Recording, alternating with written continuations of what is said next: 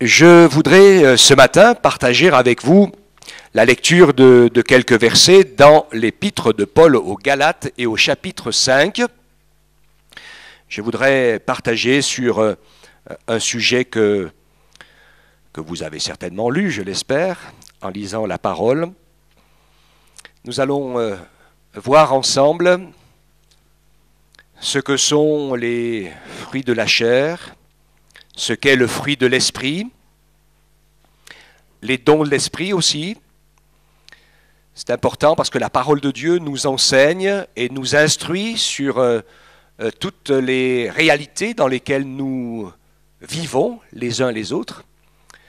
Et je pense que vous êtes d'accord avec moi quand la parole de Dieu nous dit que dans ce monde, le combat est spirituel, que nous n'avons pas à lutter contre la chair et le sang, c'est-à-dire contre les gens, contre les personnes, mais que nous devons lutter contre les principautés, les esprits méchants dans les lieux célestes. Et il y a un véritable combat, c'est de lui que tout part. D'ailleurs, dans le monde où nous vivons, nous qui connaissons le Seigneur, c'est facile de comprendre, on voit comment les plans de l'adversaire, toujours les mêmes, vont pour détruire les familles, séparer les gens, amener la souffrance, l'injustice dans ce monde, puisque en péchant, nous lui avons donné le pouvoir, donc par tous les moyens possibles, diviser les couples, faire monter la pression et la puissance contre Israël, afin de liguer toutes les nations contre eux, etc., etc. Toutes ces choses qui nous sont expliquées en détail dans la parole de Dieu, nous la voyons arriver, et nous voyons très bien que les hommes ne sont pas franchement maîtres de leur destin. Est-ce que vous les réalisez bien cela ? Je le réalisais plus encore ces derniers jours avec l'histoire de la COP 21. Alors je ne vais pas faire de la politique en parlant, mais c'est très intéressant de voir quand même que le pouvoir et la pression de l'argent est tellement forte que finalement les hommes sont incapables de prendre des décisions, même pour essayer de sauver ou de venir au secours de la planète. Tout est discutable, il y en a qui pensent qu'elle n'est pas en danger, ce n'est pas mon problème à moi de dire ça, mais ce que je veux dire simplement, c'est qu'on voudrait faire des choses, tout le monde semble avoir envie de faire des choses, mais on dirait que personne ne le peut. Est-ce que vous le remarquez ça ? Alors c'est facile de lever le poing contre les autorités, mais la parole de Dieu dit de prier pour eux. Mais finalement, ce combat du haut lieu, je le retrouve dans ma propre vie. Parce que nous savons tous faire le bien. Est-ce que nous le faisons tout le temps ? Moi, j'en connais une liste de choses que je devrais faire, ou que je devrais mieux faire. Je pense que vous aussi. Et des fois, je pense qu'on est d'accord, on bute. On bute. Et c'est vrai que notre nature humaine est très, très faible, très, très fragile, et que finalement, on va le réaliser ensemble, bien qu'avec l'aide et le secours de l'Esprit de Dieu, en s'associant à lui, qu'on peut arriver à remporter des victoires. Si c'est par nos propres forces, c'est quasiment impossible, parce que même quand on remporte une victoire dans un domaine, elle devient exagérée et nous emmène dans un autre déséquilibre, qu'il soit mystique, religieux ou je ne sais pas quoi. Donc on a vraiment besoin de l'aide de l'Esprit. Nous lisons ensemble ces quelques versets de Galates 5, verset 16 jusqu'au verset 25. Je dis donc, marchez par l'Esprit, et vous n'accomplirez point les désirs de la chair, car la chair a des désirs contraires à l'Esprit, et l'Esprit en a de contraires à la chair. Ils sont opposés l'un à l'autre, afin que vous ne fassiez pas ce que vous voudriez. Mais si vous êtes conduits par l'Esprit, vous n'êtes pas sous la loi. Or, les œuvres de la chair sont évidentes, c'est-à-dire inconduite, impureté, débauche, idolâtrie, magie, hostilité, discorde, jalousie, fureur, rivalité, passion, parti pris, envie, ivrognerie, orgie et choses semblables. Je vous préviens, comme je l'ai déjà fait, que ceux qui se livrent à de telles pratiques n'hériteront pas du royaume de Dieu. Mais le fruit de l'esprit est amour, joie, paix, patience, bonté, bienveillance, fidélité, douceur, maîtrise de soi. La loi n'est pas contre de telles choses. Ceux qui sont en Jésus-Christ ont crucifié la chair avec ses passions et ses désirs. Si nous vivons par l'Esprit, marchons aussi par l'Esprit. Amen. Vous rappelez donc que dimanche dernier, j'ai partagé avec vous un message sur le thème de l'amour de Dieu dans sa nature. Pour ceux qui voudraient l'écouter, qui n'ont pas l'habitude, je vous rappelle que sur le site de l'Église ou sur Facebook ou ailleurs, vous avez les internautes qui sont là. Salut à tous, on les salue bien. Hein. Ils sont parfois nombreux. Eh bien, vous pouvez reprendre, suivre et revoir toutes les prédications de l'Église. C'était complètement important ce que le Seigneur avait mis sur mon cœur par rapport à dimanche dernier sur cet amour. Et cette pensée de l'amour de Dieu dans sa nature ne doit pas s'éloigner de notre pensée et de notre esprit. Cela nous garde dans l'humilité. Il est écrit dans la parole combien nous devons faire attention de marcher avec simplicité et avec humilité et de ne jamais nous croire supérieurs à ce que nous sommes en réalité. Et c'est important pour nous de garder une réelle, une réelle vision de ce que nous sommes, de nos capacités bien limitées, parfois même de nos incapacités, ça doit être très clair dans notre esprit, mais en même temps, cela ne doit pas nous condamner et nous paralyser. Nous devons aussi apprendre à nous tourner avec foi vers le Seigneur, en apprenant à compter sur lui, en apprenant à marcher avec lui, en apprenant à le laisser faire dans notre vie. Et ça, c'est pas ce qu'il y a de plus facile. Parce que dans notre nature humaine, on a tendance d'essayer de bien faire par nous-mêmes. Mais, vous le savez comme moi, les actes et les œuvres qui ont de la valeur aux yeux de Dieu sont uniquement celles qui nous ont été inspirées par son esprit et son amour. C'est ce que nous rappelait 1 Corinthiens 13, puisqu'on pourrait même aller sacrifier sa propre vie sans que ça n'ait aucune valeur aux yeux de Dieu. Donc on comprend bien qu'il y a une autre règle de fonctionnement derrière. Cette parole donc de ce matin nous encourage à pouvoir marcher par l'esprit. Je retiendrai un mot qui va être là tout le long du message que je partage avec vous, c'est le mot « marcher ». Avancer. Et nous allons voir combien c'est important. Ce mot « marcher avec Dieu », on le trouve dans la parole très rapidement, dès le début. Je ne sais pas si quelques-uns s'en rappellent.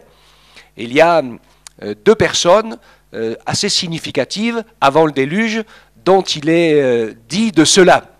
Donc le premier, vous vous rappelez un peu, travaille la mémoire, c'est Enoch. Il marchait avec Dieu, et puis Dieu le prit.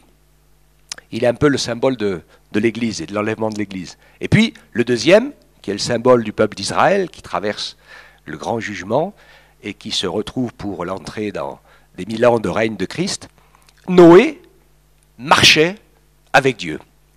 Alors le mot « marcher » a son sens très très fort dans la parole de Dieu, c'est-à-dire avancer humblement.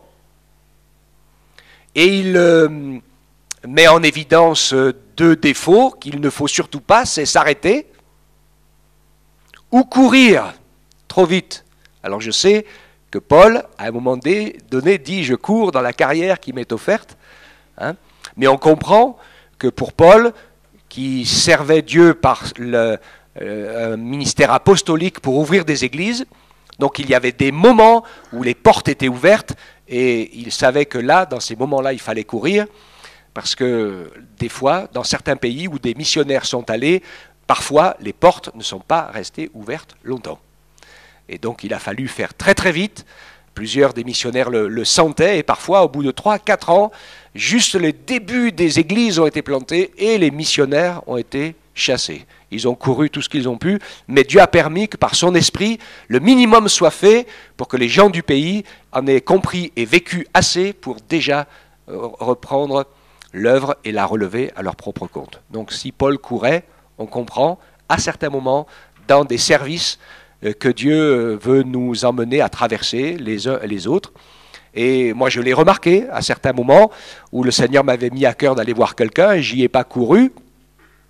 Et quand je suis arrivé trop tard. Ça nous est arrivé, hein, ça nous arrive à tous. Et ça fait mal quand on s'aperçoit que le Seigneur nous dit « Tu aurais dû y aller quand je t'ai mis sur le cœur. » Et voilà, mais la personne n'est plus là, elle est partie dans l'éternité et c'est terminé. On ne revient pas en arrière. D'accord? Donc j'abandonne le courir et je reviens au marcher. Le fait de marcher, donc, qui est notre vie chrétienne, pas s'arrêter et pas courir, c'est-à-dire dans le sens d'aller trop vite, de tomber dans les œuvres, de tomber dans l'activisme, pas politique, hein, mais la suractivité. Okay, on peut aussi se laisser embarquer dans une sorte de suractivité. Moi, j'ai connu des gens qui étaient en complète suractivité par rapport à l'œuvre de Dieu et qui ne faisaient pas le minimum normal nécessaire à leur propre famille. Alors, je pense que ça peut exister aussi à certains moments où il y a des impératifs et des portes ouvertes, où Dieu peut nous demander de faire des choses, et c'est arrivé à des gens de quitter pour un temps leur famille, pour s'en aller à l'autre bout du monde, faire ce que Dieu leur avait mis sur le cœur, hein, mais ce n'est pas, là encore, un principe habituel. Ce que Dieu veut, et nous allons le voir ensemble, c'est que le fruit de l'esprit soit manifesté, et ce fruit de l'esprit, il est à manifester là où c'est le plus dur, c'est-à-dire vers ceux qui nous sont proches. Parce que quand on discute et qu'on parle du Seigneur avec les gens qui habitent de l'autre côté de la planète ou qu'on ne connaît pas du tout, c'est pas difficile de les éblouir par notre témoignage chrétien. Maintenant, hein, ceux qui nous connaissent de près, c'est peut-être une autre chose. Ça me rappelle toujours le témoignage d'un chrétien au boulot qui quand même menait une piètre vie de chrétien et qui un jour parlait du Seigneur avec un de ses collègues qui s'est mis à faire comme ça. Il dit « Écoute, tu devrais parler un peu plus fort parce que ce que tu fais m'empêche d'entendre ce que tu me dis. » Alors quand c'est comme ça, hein, c'est vraiment pas génial. On va découvrir que ce qu'on fait, c'est la priorité. Donc marcher avec Dieu, ça montre qu'il y a une nécessité de progrès. Il arrive parfois qu'à certains moments, nous nous trouvons arrêtés dans une difficulté à pardonner, dans une difficulté à obéir, mais il ne faut pas lâcher prise. Il ne faut pas se décourager, il ne faut pas rester là comme ça, planté, mais il faut se mettre dans la prière et supplier le Seigneur. Je crois que quand on le désire vraiment, eh bien Dieu va nous aider à réussir. La marche chrétienne, c'est d'abord une marche, donc avec un rythme constant, le plus constant possible, une marche en avant, qui est nécessaire. J'aime beaucoup dire, parce que je suis attentif, surtout pour ceux qui sont chrétiens depuis très très longtemps, j'ai connu des gens qui sont convertis chrétiens depuis très très longtemps et qui me font très très peur. Parce qu'ils continuent dans leur foi, ils continuent dans leur conviction, mais leur manière de vivre, leur manière de parler, leur expérience, leur témoignage montrent que les dernières choses vivantes qu'ils ont vécues sous l'onction et l'action du Saint-Esprit, eh bien, ça a drôlement de la bouteille. Si vous voyez ce que je veux dire. Et là, c'est vraiment pas bon. Hein, ça montre qu'il y a longtemps qu'ils n'avancent plus. Et Dieu veut que nous puissions vraiment marcher en avant. Jésus dit que celui qui ne marche pas avec lui, n'avance pas avec lui, eh bien, est contre lui et disperse. Donc il y a en nous une lutte entre notre nature humaine, normale, qui a ses tendances, ses faiblesses, et puis l'Esprit Saint, qui vit en nous. Et l'Esprit veut souffler et nous entraîner, et mettre en nous la vie de Dieu, la joie de Dieu, le bonheur de le connaître. Alors il peut arriver que par certaines épreuves, nous soyons attristés et que nous passions des périodes très très dures de pleurs et de souffrances. C'est tout à fait normal. Et c'est incontournable, puisque c'est dans la souffrance qu'on apprend à obéir. Mais si on est un chrétien dès de nouveau et qui passons toute notre vie à gémir, à nous plaindre, à n'être jamais content, à tout le temps râler, enfin, un vrai Français, quoi. C'est ça, en gros. Hein. Eh bien, il y a vraiment quelque chose qui ne va pas. Le Seigneur veut que nous puissions revenir à la simplicité de notre foi originelle et que nous n'oublions jamais la valeur extraordinaire du pardon et du salut que Jésus nous a donné. On s'habitue aux bonnes choses. Hein. Et après, nos soucis de la vie plus ou moins, deviennent parfois si forts, si importants, qu'ils deviennent plus forts, plus importants que le pardon, le salut et la grâce que Jésus nous a offert. Or là, ça ne va plus. Hein. Il faut que nous puissions redevenir sensibles à l'Esprit de Dieu et accepter aussi que l'Esprit qui nous habite eh bien, veut que nous puissions apprendre à être conduits par lui. Et ça, c'est une école qui n'est pas forcément de la plus facile. Notre croissance spirituelle eh bien, va pouvoir nous aider à vérifier que tout ce que nous vivons, nos œuvres et nos actions, surtout notre manière d'être et de le vivre, est en conformité avec la parole de Dieu. Je crois que Dieu nous met à son école pour transformer notre caractère, afin que notre caractère progresse, grandisse, ressemble au caractère de Jésus et que nous apprenions à laisser l'Esprit faire. Finalement, ce que nous faisons de manière concrète, ce n'est pas si important que cela. Est-ce que vous comprenez ce que je veux dire ? Souvent, je me rends compte que dans la vie chrétienne, il y a des choses que je traverse à certains moments, c'est comme quand j'étais à l'école. Hein, parce que c'est vraiment important de savoir à quelle vitesse se remplit ou se vide une baignoire avec un robinet moitié ouvert, vous connaissez le machin, ou avance un train qui s'arrête de temps en temps de gare en gare et vous devez lui dire à laquelle l'heure est arrivée. Hein, donc tout ça, ma foi, ça nous rappelle des souvenirs de l'époque scolaire. Je ne sais pas si on fait toujours ça aujourd'hui. Hein. On va se dire que dans certains exercices, c'était pas forcément très utile. C'est pour ça que j'ai dit à un directeur d'établissement en ce moment, mais j'ai dit, mais pourquoi, dans certains domaines de l'éducation, vous n'incluez pas directement des choses de la vie normale? Je dis, pourquoi le prof de maths, puisqu'il doit faire de l'enseignement, il n'apprend pas à tenir un budget familial, par exemple? Pourquoi pas? Pas que ça, hein, mais parmi d'autres choses, et de l'écriture, et des papiers à faire, etc., etc. Ça serait pas mal. Bon, je donne des conseils, si jamais il y a des enseignants qui ont du pouvoir, qui m'écoutent, même sur Internet, prenez-en de la graine, parce que c'est tellement important d'avoir le côté pratique. Alors, nous avons fait toutes sortes d'écritures et toutes sortes de calculs qui ne servaient à rien, puisque je vais dire qu'il y en avait bien d'autres qui les ont fait avant nous pour pouvoir construire des ponts et des trains et des canalisations. Hein, mais en fait, elles nous ont appris à apprendre, parce que pour ce que nous allons ou ce que nous faisons les uns et les autres, eh bien, il était nécessaire que nous apprenions les bases. Donc, vous comprenez ce que je veux dire? Le problème lui-même qui nous a été posé par le prof de maths est peu utile, puisqu'il y a longtemps qu'il est résolu par tout le monde, mais il est absolument nécessaire parce que celui qui est en train de le faire et de l'accomplir, eh bien, il doit apprendre comment ça marche et comment ça fonctionne. Et souvent, dans la vie chrétienne, c'est pareil. Et nous, il faut qu'on fasse attention, parce que quand on rencontre un problème, quand on vit une épreuve, quand on traverse certaines situations, ou quand Dieu permet certaines choses, tout de suite on dit « Mais pourquoi il m'a dit ça, lui? Oh là là! Et elle, pourquoi elle fait comme ça ?» Alors, on se retrouve en lutte, parce qu'évidemment, on a un souci. On se dit « Mais telle personne, pourquoi? Et pourquoi il arrive ci ?» Et finalement, la bonne réponse, le bon réflexe, c'est de pouvoir dire « Seigneur, qu'est-ce que tu veux m'apprendre? » Ne croyez-vous pas? Hein, j'aime beaucoup reprendre l'exemple du patriarche Joseph, dans ce qu'il a traversé de difficile pendant de nombreuses années, avant de devenir le premier ministre de l'Égypte. Heureusement qu'il a traversé ce qu'il a traversé, qu'il a déjà été gestionnaire de biens assez importants, son premier maître, Potiphar, plus la prison, etc. Donc il a appris plein de choses. Il n'est pas devenu capable d'être le premier ministre de Pharaon, comme ça, là, du jour au lendemain, bien que l'Esprit de Dieu, certainement, l'a beaucoup aidé, parce que ce qu'il a fait a dépassé la dimension humaine. Donc Dieu veut nous encourager, sachant que nous sommes en apprentissage, c'est ce que l'Esprit veut faire, sans nous obliger, sans s'imposer, sans nous y emmener de force. Alors, on va vite, faut avancer, regarder un petit peu donc les détails des œuvres de la chair. Et vous verrez qu'il y a plusieurs éléments qui sont là, qui ont chacun leur importance, et c'est intéressant de s'y arrêter. Nous allons voir qu'il y a une grosse partie de ce qui se passe qui est une question de notre caractère.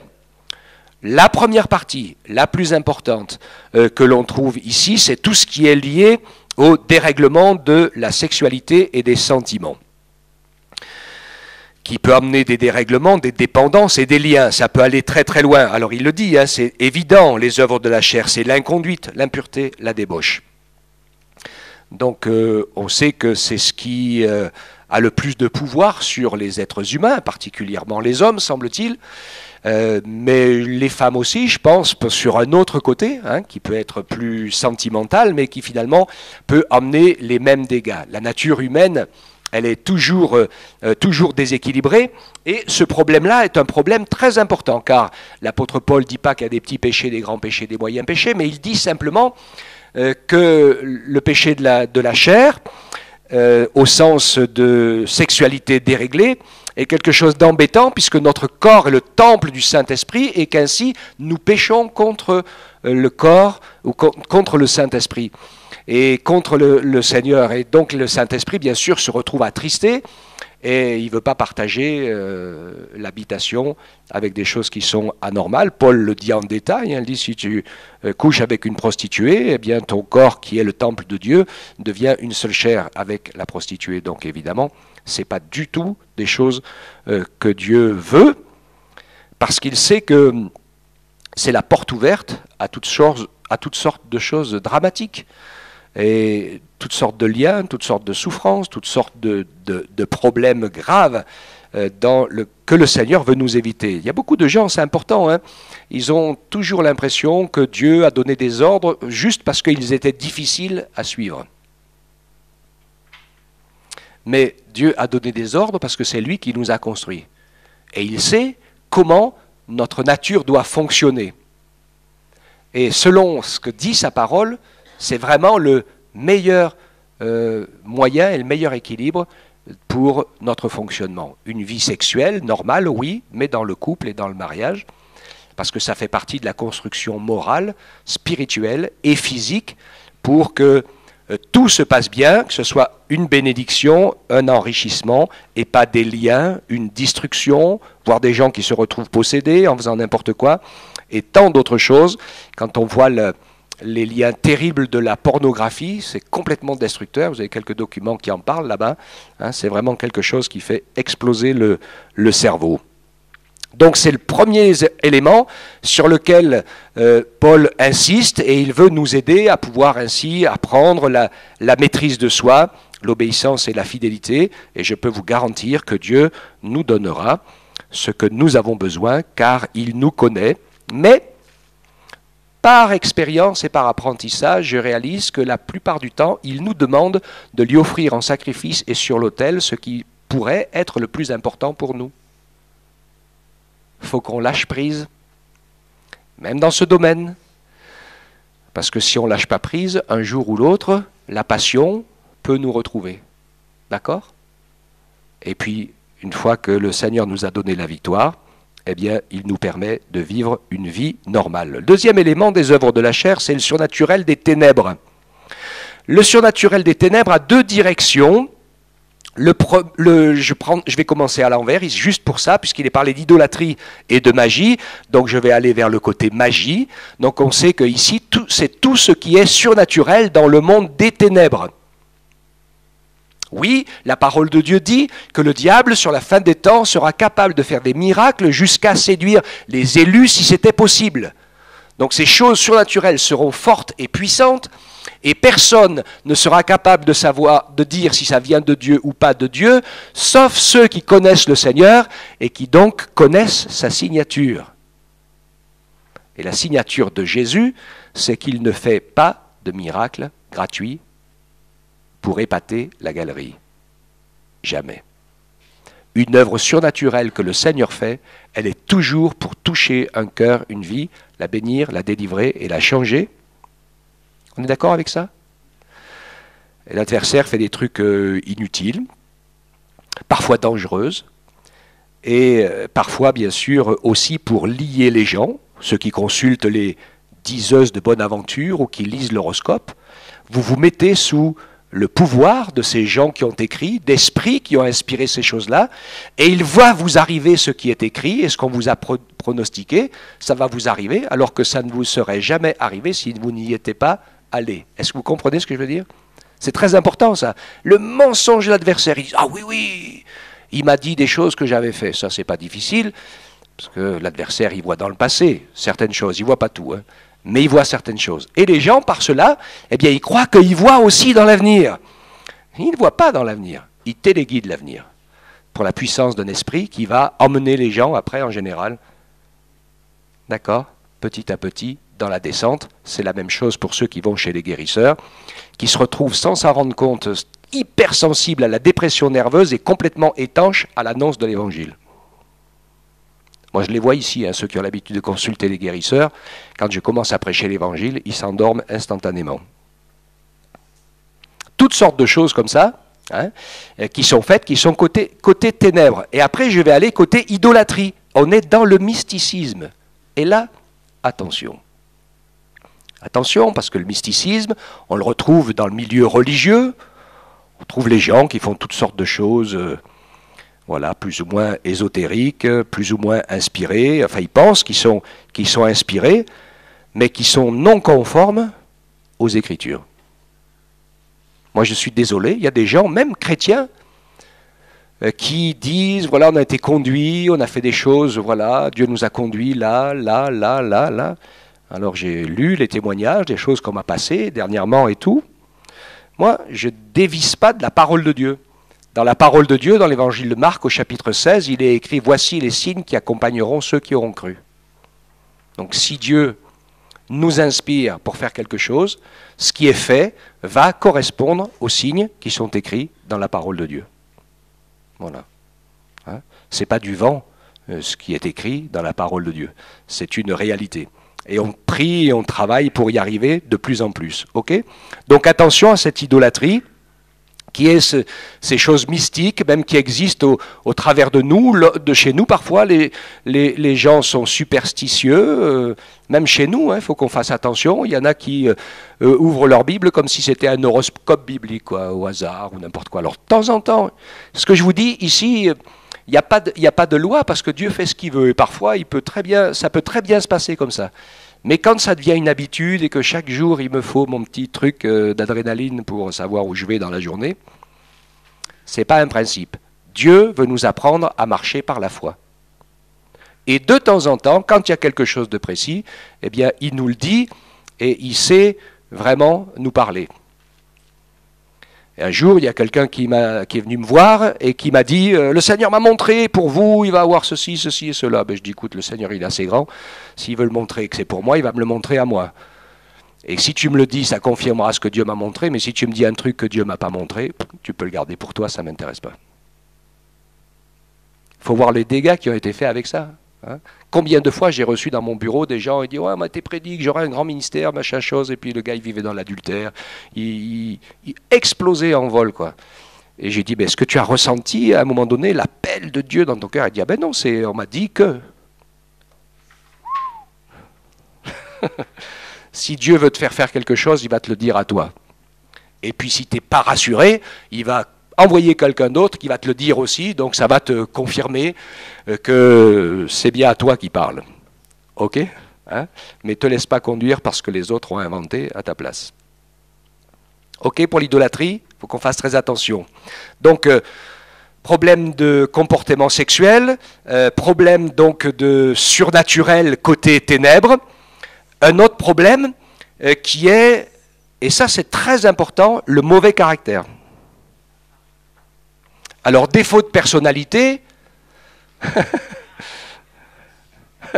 je vois qu'on se sent tous visés.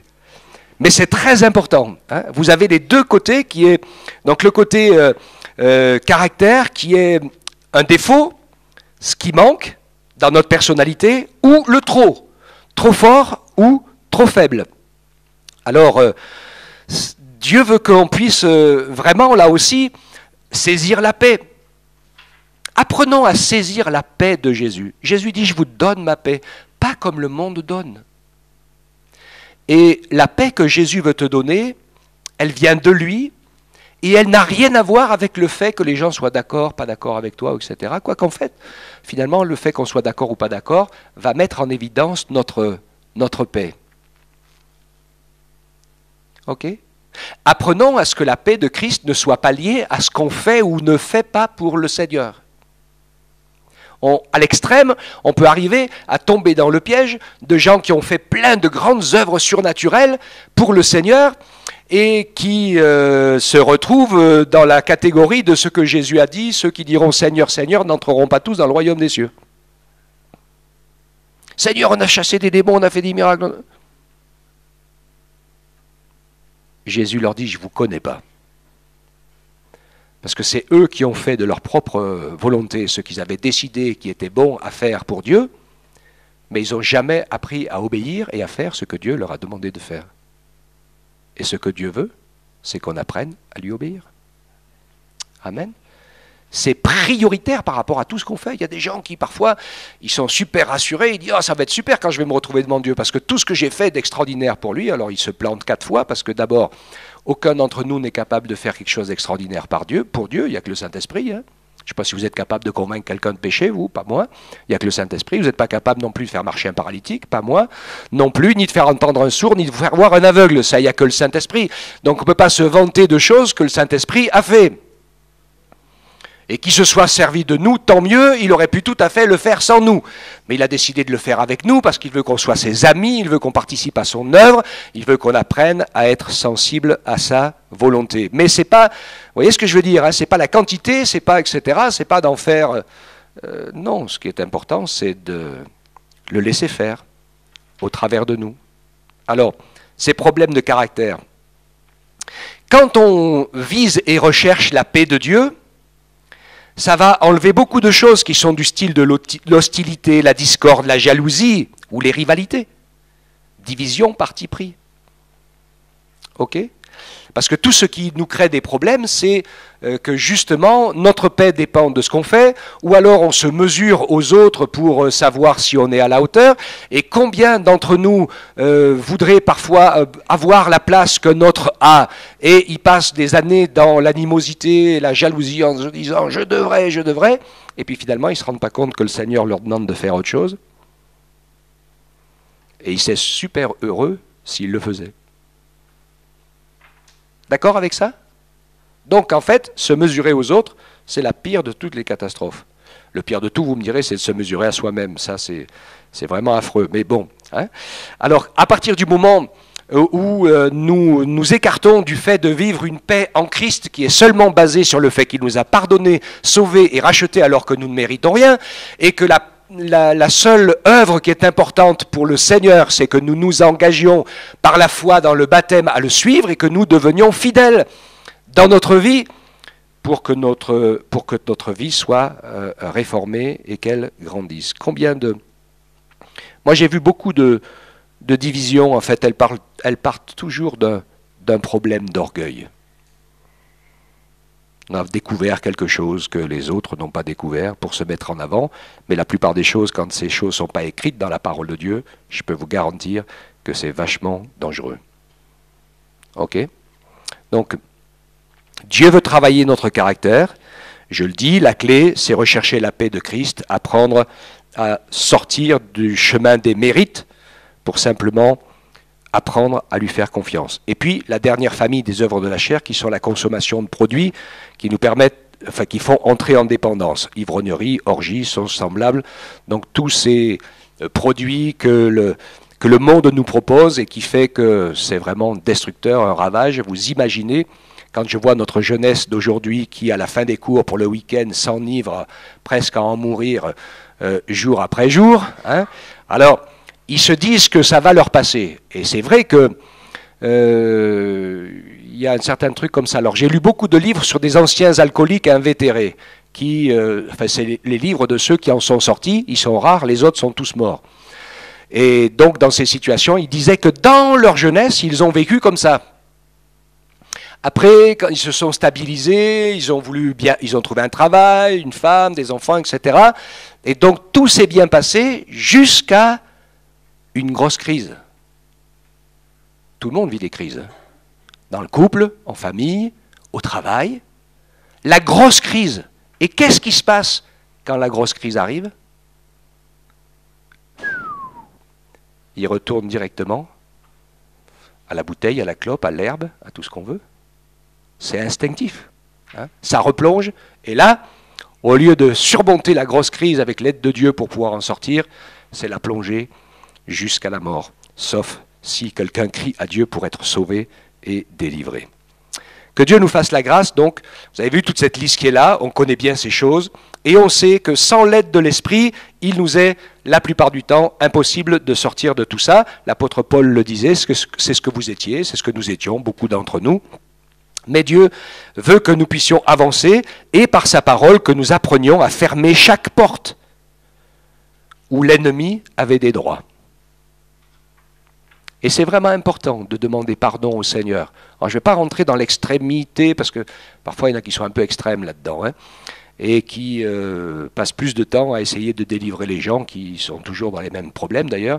Parce que quand vous donnez à la puissance des ténèbres plus de force qu'elle n'en a, et que vous dites, si je suis dans un tel état, c'est la faute du diable, bien sûr que c'est la faute du diable. Mais c'est surtout la faute de la faiblesse de notre chair. Il ne faut pas mélanger les affaires. Parce que si le diable était si fort que ça, même les gens pas convertis seraient possédés. Mais il y en a qui résistent. Tout le monde ne l'est pas. Alors il peut y avoir eu des accidents de la vie, etc. Hein. Vous comprenez ce que je veux dire? Mais les œuvres de la chair sont là, obligatoirement. Et je crois que quand on règle le problème et quand on l'attaque du bon côté, avec l'aide et avec le secours de Dieu, eh bien on arrête de donner à l'adversaire le pouvoir qu'on n'a pas, et on apprend, avec l'aide de Dieu, à fermer chacune des portes où l'ennemi avait des droits, en se tenant dans la prière et en disant, Seigneur, il faut que tu me guérisses, il faut que tu me délivres dans tel ou tel domaine, parce que nous savons que c'est bien sûr indispensable, on l'a lu. Le fruit de l'esprit. Galates 5, 22 nous parle d'un fruit. Ce fruit de l'esprit est essentiel. Donc c'est le contre-pouvoir de l'Esprit de Dieu en nous pour pouvoir vaincre tout le reste. Ce fruit de l'Esprit, c'est pas dans notre nature, mais l'Esprit Saint veut le construire en nous. Ce fruit est un tout. Dieu veut nous encourager à rechercher chaque tranche de ce fruit. Je dis c'est un peu comme une orange, hein, avec des tranches différentes, parce qu'il n'y a qu'un seul fruit, on est d'accord ? Et donc qui s'appelle amour, en fait c'est le premier, et qui se détaille en joie, en paix, en patience, en bonté, en bienveillance, en fidélité, qui est pour ceux qui suivent le mardi après-midi l'étude sur la foi, c'est là, le mot foi, fidélité, fruit de l'esprit, ok. Et puis la douceur et la maîtrise de soi. Donc on s'aperçoit ici de quelque chose de complet. Et chacun d'entre nous, dans notre nature, il y a des domaines où nous y arrivons un peu. Et puis, il y a des domaines où nous n'y arrivons pas du tout. Et moi, je vous invite, de la part du Seigneur, à continuer à batailler avec l'aide de Dieu pour réussir à progresser dans chacun des fruits de l'esprit. Parce que c'est important de pouvoir comprendre qu'on a besoin de tous. Parce qu'il y a toujours une situation qui peut arriver à essayer de nous déstabiliser. Alors, réussir à être convaincu par l'esprit de l'amour de Dieu. Même si, dans les faits, il semble que Dieu nous lâche. Qu'est-ce qui se passe dans la tête de ceux qui vont aller au sacrifice qu'on oblige à renier ou à mourir? Pourrait-il se dire que Dieu est injuste, ne les délivre pas, ne vient pas à leur secours pour leur empêcher d'être mis à mort pour le nom de Jésus? Si il pourrait dire, ben Dieu, tu m'aimes pas? On pourrait le dire, hein, facilement. Mais malgré tout, eh bien, on voit que pour la majorité d'entre eux, bien sûr pour tous, je le crois d'ailleurs, ils restent archi convaincus que Dieu les aime, parce que nous savons que Dieu est un Père, et que sa maison est grande, et que la terre, c'est un examen de passage. Gardez notre joie. Je vous ai parlé des difficultés de la vie tout à l'heure. Gardons la joie du salut. La joie du salut, c'est notre force, nous dit la parole de Dieu. Et le Seigneur veut nous encourager à revenir toujours à l'essentiel. Et j'ai remarqué, et vous remarquerez aussi, que quand vous vivez une situation difficile, elle devient une montagne. Et si on se remet dans la présence du Seigneur et qu'on tourne nos regards vers lui, et que Dieu, par son esprit, nous encourage, nous fortifie, nous fait du bien, il fait une espèce de focus et nous permet de nous élever au-dessus de la situation. Et en nous élevant au-dessus de la situation, eh bien, on s'aperçoit que la montagne, finalement, ce n'est qu'une taupinière. Elle n'est pas si grande que ça. Hein? Il y a plein d'événements comme ça. Et je pense à des choses pratiques très concrètes, ce qui s'est passé avec la collecte, en fait, hein, où on profite de remercier tous ceux qui étaient là, parce que finalement, il y en a qui ont fait des trucs incroyables pour réussir à être là, et à réussir à tenir à peu près l'écran, etc. Alors c'est vrai qu'il y a eu un ou deux événements qui se sont très mal passés, mais finalement on était pareil. Et si on se laisse aux gros événements prendre le dessus, on se dit « Oh, c'était une catastrophe ». Ben finalement, moi j'y réfléchissais après, dans la nuit, pendant que je dormais. Oui, je me dis maintenant finalement, on ne va pas se laisser prendre. Il y a toujours des choses qui ne vont pas comme on aurait voulu que ça aille. Mais dans l'ensemble, la majorité ont fait de gros efforts et ont fait ce qu'ils ont pu pour que ça se passe le mieux possible, me semble-t-il. Hein? Et donc voilà, on peut retourner une situation qui nous aurait enlevé notre paix, notre joie, qui nous fait perdre patience, mais qui en réalité, eh bien, Dieu veut encore là faire progresser notre caractère pour que nous puissions voir tout ce que Dieu fait dans la vie des uns et des autres. Alors un fruit a plusieurs parties. Voilà, de pouvoir garder notre humilité, notre dépendance, comme je l'ai dit, hein, c'est le Saint-Esprit qui va construire ces choses en nous. Je le dis souvent, je prends l'exemple de la douche. Ma notion de la sanctification, on doit y être très attentif. Aucun d'entre nous ne peut se sanctifier lui-même. On est d'accord? Les religieux y ont essayé, ils ont fini dans les monastères, ils font tout ce qu'ils peuvent pour essayer d'arriver, et finalement on découvre qu'ils n'y arrivent tellement pas que par derrière, tout caché, parfois ils font des horreurs qui sont dramatiques. Mais c'est valable chez nous aussi, hein. C'est valable chez tout le monde, il n'y a pas que chez les religieux. Hein. Chez tout le monde, on est en danger de cela. Parce que quand on essaye de se sanctifier par nos propres efforts, ça fait l'effet inverse. On tient un temps, et puis quand on craque, c'est pire qu'avant. D'accord? Donc Dieu veut nous encourager à faire ce qu'il faut, c'est-à-dire, c'est le Saint-Esprit qui nous sanctifie, c'est comme la douche.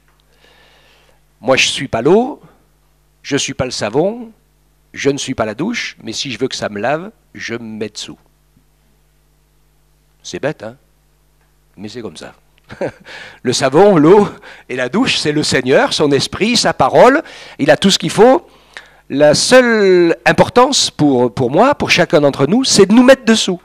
Donc nous remettre dans sa parole, nous remettre dans la louange, nous remettre dans l'adoration, nous remettre dans le service. Parce que si on développe les dons et les talents que Dieu nous a donnés, parce qu'on en a besoin, c'est normal, c'est notre nature, en développant ce que Dieu a mis dans notre cœur, nous allons y trouver de la paix, nous allons y trouver de la satisfaction, et les attractions mauvaises, des choses pas bonnes, vont perdre de leur force. Même voire en avoir plus du tout, parce que notre cœur va être ailleurs, parce que nos pensées vont être ailleurs, parce que ce qu'on aime va être ailleurs, et notre corps va être ailleurs, en train de faire autre chose. La nature a horreur du vide, hein, c'est pour ça que je dis souvent, ça ne sert à rien d'essayer de se sanctifier en faisant sortir, faisant sortir, faisant sortir. Si vous voulez que les choses sortent, qui ne sont pas bonnes, alors faites rentrer. Faites rentrer la parole, faites rentrer la présence, faites rentrer l'esprit, faites rentrer, faites rentrer, faites rentrer, et si on est rempli du Saint-Esprit, il n'y a plus de place pour le reste. Et on trouve la paix et la satisfaction. Sinon, si on fait sortir, on fait sortir, on fait sortir, on devient une espèce de pompe à vide, et le jour où vous lâchez le bouchon, je ne vous dis pas ce qui rentre. C'est comme un tube cathodique des anciennes télés, on implose. Hein? Le fruit de l'esprit, c'est vraiment le vérificateur de notre marche personnelle avec le Seigneur. C'est quelque chose qu'on doit... Tu veux savoir où tu en es avec Dieu dans ta marche chrétienne, dans la progression de ta marche chrétienne, regarde où tu en es avec le fruit de l'esprit. C'est la seule chose. Et pas avec les dons de l'esprit dont je voudrais vous parler, mais je pense qu'il est trop tard. On en reparlera la prochaine fois. Simplement pour dire, vous relirez, on essaiera, par la grâce de Dieu, dimanche prochain, de prendre quelques instants pour en parler, parce que c'est complètement nécessaire. 1 Corinthiens 12, on a eu l'occasion de partager, je pense que c'est vraiment important qu'on affermisse dans ce partage, et qu'on réalise que Dieu nous a donné les dons surnaturels de l'esprit pour qu'on puisse avoir une puissance pour évangéliser et pour communiquer la parole de vie, la parole de Dieu autour de nous. On peut pas convaincre les gens, comme je l'ai dit tout à l'heure, on ne peut pas faire des miracles, on peut rien faire, nous, on n'a pas de puissance. La seule chose qu'on peut laisser, c'est on peut laisser l'Esprit de Dieu faire au travers de chacun d'entre nous. Et c'est pour ça que Dieu nous a donné ces dons qui sont paroles de sagesse, de connaissance, la foi, les guérisons, les miracles, etc., la prophétie, le discernement, les langues et leur interprétation. Dans ces 9 dons, nous avons là les moyens de permettre à l'Esprit de Dieu d'aller toucher, bénir, visiter, convaincre la personne ou les personnes ou les situations que Dieu a choisi de manifester. Un seul et même esprit opère toutes ces choses, les distribuant à chacun en particulier comme il veut. Donc Dieu veut que nous puissions prier aussi pour cela, afin que nous soyons assez simples, assez souples pour nous laisser remplir par lui, le laisser déborder au travers de nous dans la vie de l'esprit, pour qu'il puisse nous utiliser et nous permettre de glorifier son nom. Galates 5, 23 nous dit « La loi n'est pas contre ces choses », quand il parle du fruit de l'esprit. Alors ça revient à un contexte des Galates, parce qu'on sait qu'à un moment donné, les Galates qui se sont convertis sous le ministère de l'apôtre Paul ont été baptisés, remplis de l'esprit, ils se sont mis à servir le Seigneur. Et puis ce qui s'est passé un jour pendant que Paul n'était pas là, c'est que certainement un juif un peu religieux, pieux, converti à Jésus est arrivé et qui leur a dit que pour être des vrais bons chrétiens, il fallait se faire circoncire. Alors plusieurs d'entre eux ont commencé à le faire. Et donc quand Paul l'a appris, il écrit l'épître aux Galates, hein, et il essaye de mettre les pieds dans le plat et d'arrêter cette espèce de maladie qui existe aussi aujourd'hui, hein, le syndrome de Jérusalem que certains ont. Il y a des chrétiens, même qui ne sont pas d'origine juive et qui sont encore plus messianiques que les messianiques. Ça en devient catastrophique, et les chrétiens sur place à Jérusalem, juifs ou autres, ils disent c'est le pire des témoignages. Ils passent tous pour des gros barjots dans ce pauvre pays de Jérusalem quand ils déraillent avec leurs trucs. Alors, je rigole toujours parce que quand je vois des païens qui essayent de judaïser, qui se viennent messianiques et ils prennent le châle, le foulard et le chauffard et les drapeaux et tout ce que vous voulez, ils n'en peuvent plus, mais si vous leur posez la question, il n'y a aucun d'entre eux qui s'est fait circoncire. Parce que ça doit faire trop mal. Donc, il faut arrêter de se jouer du cinéma et de raconter n'importe quoi. On sait que ces choses, la circoncision et d'autres choses, ont été faites et marquées pour que le peuple juif, messianique ou pas, ça ne me dérange pas, reste un peuple à part, marqué calendrier de Dieu. Mais ça n'a rien à voir avec les païens. Si on n'est pas des juifs, on est des païens. Ok ? Alors, et nous savons que pour les uns et pour les autres, la seule chose qui nous sauve, c'est la mort expiatoire de Jésus à la croix, et que toutes les choses qui ont été écrites dans l'Ancienne Alliance étaient l'image et l'ombre des choses à venir que Jésus a accomplies, et il a tout accompli. Alléluia. Donc nous avons tout reçu de lui. Donc si nous mettons cette parole du fruit de l'esprit en pratique, eh bien il n'y a aucune loi qui peut aller contre nous, si ce n'est quand après, dans le monde païen dans lequel nous sommes, les hommes se mettent à inventer des lois qui sont contre la vie elle-même. Et là, évidemment, on ne peut pas être d'accord, on ne va pas devenir des assassins pour accomplir la loi des hommes. Donc que Dieu nous permette ainsi de pouvoir avancer, le suivre et le servir. Et je terminerai avec ce texte de 1 Corinthiens 9, 27, où l'apôtre Paul dit « Je traite durement mon corps, je le tiens assujetti, de peur d'être moi-même désapprouvé après avoir prêché aux autres. » Et donc il y a là une règle de conduite qui est très importante, c'est que le Seigneur veut que nous puissions lui faire confiance.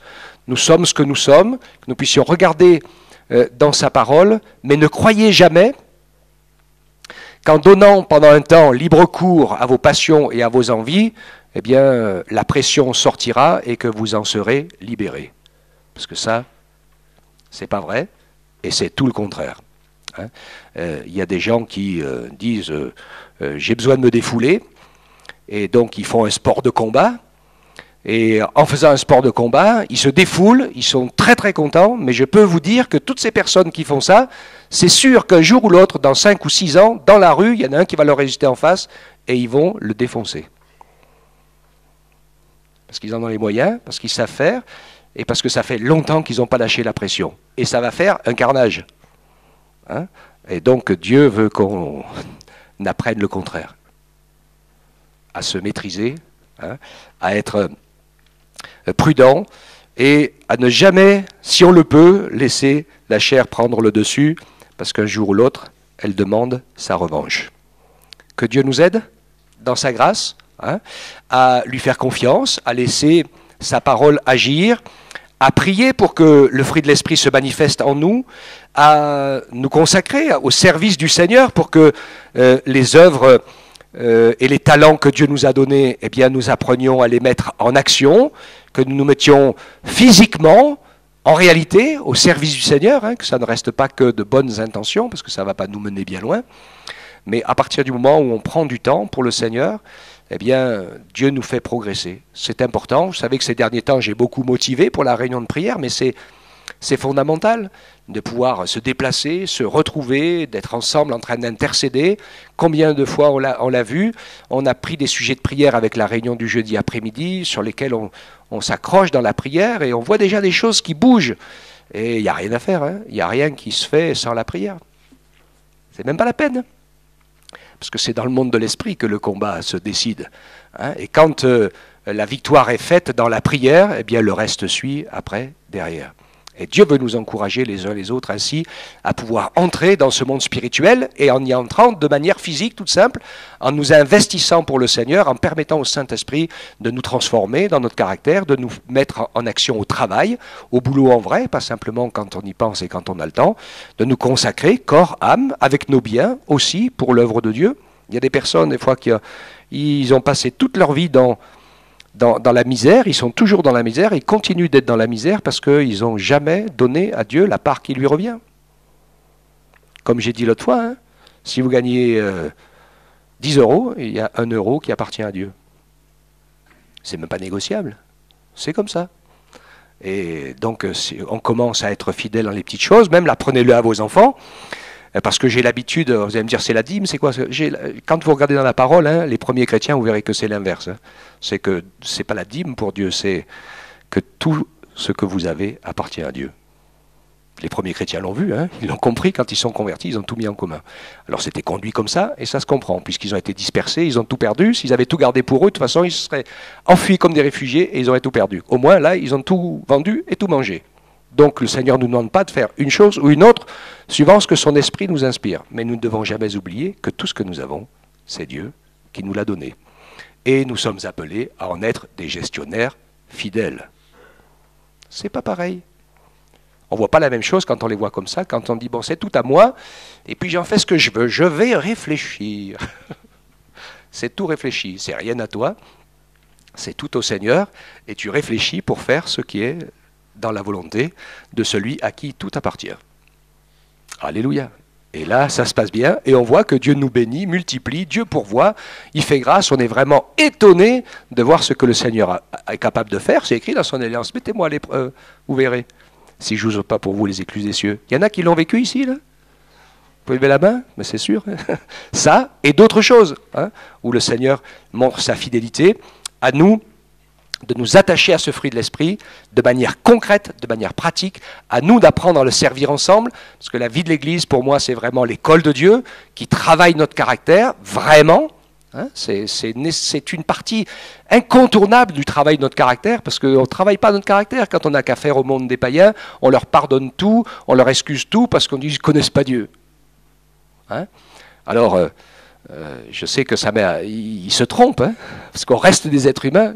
Combien de personnes ou de femmes m'ont dit « Oh là là, je voudrais trouver un mari chrétien ». Et je suis complètement d'accord avec elles. Hein.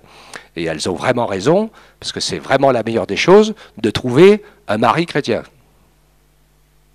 Seulement quand elles trouvent un mari chrétien, elles s'aperçoivent que c'est un homme comme les autres hommes, avec ses défauts et ses qualités. C'est pas un ange.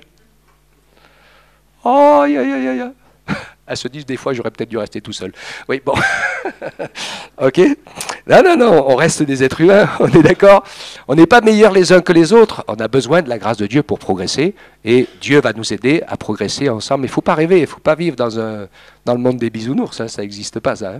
Dieu veut vraiment nous encourager et nous permettre de vivre la réalité, de nous engager dans la réalité, parce que ça, c'est important. On s'y engage dans cette réalité de Dieu. Et dans le terrain de l'Église, ce n'est pas facile. On est obligé de travailler ensemble et on apprend vraiment à aimer, on apprend vraiment à pardonner, on apprend vraiment à rechercher l'intérêt de l'autre avant le nôtre. C'est des clés, c'est des clés du fruit de l'esprit.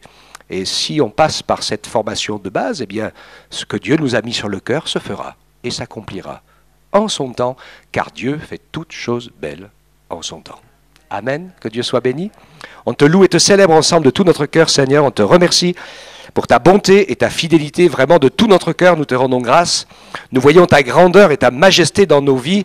Combien il est bon de te suivre, de t'aimer, de marcher avec toi. Tu nous permets, Seigneur, d'avoir les yeux bien ouverts avec ta parole, avec l'aide de ton esprit, pour que nous puissions travailler, avancer, vivre ce fruit de l'esprit qui progresse et qui va nous permettre de triompher de toutes ces œuvres de la chair qui sont là dans notre nature de pécheurs invétérés, mais nous savons, Seigneur, que par ta grâce, tu es celui qui nous bénit, tu es celui qui nous sanctifie, tu es celui qui nous libère, qui nous lave, qui nous secourt, qui nous tient la main.